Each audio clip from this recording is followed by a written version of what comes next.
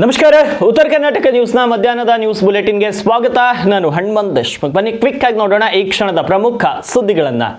ಸ್ವಾತಂತ್ರ್ಯ ದಿನಾಚರಣೆಯ ಹಿನ್ನೆಲೆ ವಿಜಯನಗರ ಜಿಲ್ಲೆಯಲ್ಲಿ ಧ್ವಜಾರೋಹಣ ನೆರವೇರಿಸಲು ನಿಯೋಜನೆಗೊಂಡಿದ್ದ ವಸತಿ ಹಾಗೂ ಅಲ್ಪಸಂಖ್ಯಾತ ಕಲ್ಯಾಣ ಇಲಾಖೆಯ ಸಚಿವ ಜಮೀರ್ ಅಹಮದ್ ಖಾನ್ ಅವರು ತಮಗೆ ಈ ಜವಾಬ್ದಾರಿಯಿಂದ ವಿನಾಯಿತಿ ನೀಡುವಂತೆ ಕೋರಿ ಮುಖ್ಯಮಂತ್ರಿಯವರಿಗೆ ಅಧಿಕೃತ ಪತ್ರವನ್ನು ಬರೆದಿದ್ದಾರೆ. ಜಮೀರ್ ಅವರ ಮನವಿಯನ್ನ ಪುರಸ್ಕರಿಸಿರುವಂತಹ ಮುಖ್ಯಮಂತ್ರಿಗಳು ಅವರ ಬದಲಿಗೆ ಸಚಿವ ರಿಜ್ವಾನ್ ಅರ್ಷದ್ ಹಾಗೂ ಸಚಿವ ಬಸವಂತಪ್ಪ ಅವರಿಗೆ ಜವಾಬ್ದಾರಿ ನೀಡಿ ಆದೇಶ ಹೊರಡಿಸಿದ್ದಾರೆ. ದಿನಾಂಕ 11/8/2026 ಆದೇಶದನ್ವಯ ನನ್ನನ್ನು ವಿಜಯನಗರ ಜಿಲ್ಲೆಯಲ್ಲಿ 80ನೇ ವರ್ಷದ ಸ್ವಾತಂತ್ರ್ಯ ದಿನಾಚರಣೆಯ ಧ್ವಜಾರೋಹಣದ ಹೊಣೆಗಾರಿಕೆಯನ್ನ ನೀಡಿರುವುದು ಸರಿ ಅಷ್ಟೇ. ಆದರೆ ರಾಜ್ಯದಲ್ಲಿ ಮುಂದಿನ ದಿನಗಳಲ್ಲಿ ಬಿಬಿಎಂಪಿ ಸೇರಿದಂತೆ ಅನೇಕ ಸ್ಥಳೀಯ ಸಂಸ್ಥೆಗಳ ಚುನಾವಣೆ, ವಿಧಾನಸಭಾ ಉಪಚುನಾವಣೆ ಹಾಗೂ ಪಕ್ಷ ಸಂಘಟನೆಯ ದೃಷ್ಟಿಯಿಂದ ಜಿಲ್ಲಾ ಉಸ್ತುವಾರಿ ಸಚಿವರ ಜವಾಬ್ದಾರಿಯನ್ನ ನಿಭಾಯಿಸಲು ಸಮಯದ ಅಭಾವ ಇರುತ್ತದೆ. ಆದುದರಿಂದ ನನಗೆ ಯಾವುದೇ ಜಿಲ್ಲೆಯ ಜಿಲ್ಲಾ ಉಸ್ತುವಾರಿ ಸಚಿವರ ಜವಾಬ್ದಾರಿಯನ್ನ ನೀಡದಂತೆ ತಮ್ಮಲ್ಲಿ ಕೋರುತ್ತೇನೆ. ಮುಂದುವರೆದಂತೆ ದಿನಾಂಕ 15/8/2026 ಸ್ವಾತಂತ್ರ್ಯ ದಿನಾಚರಣೆಯ ಧ್ವಜಾರೋಹಣ ಹೊಣೆಗಾರಿಕೆ ನೀಡಿದ್ದು ನಾನು ಹಾಜರಾಗಲು ಸಾಧ್ಯವಾಗದ ಕಾರಣ ಅದರಿಂದ ವಿನಾಯಿತಿ ನೀಡಲು ತಮ್ಮಲ್ಲಿ ಕೋರಲಾಗಿದೆ. ಇನ್ನು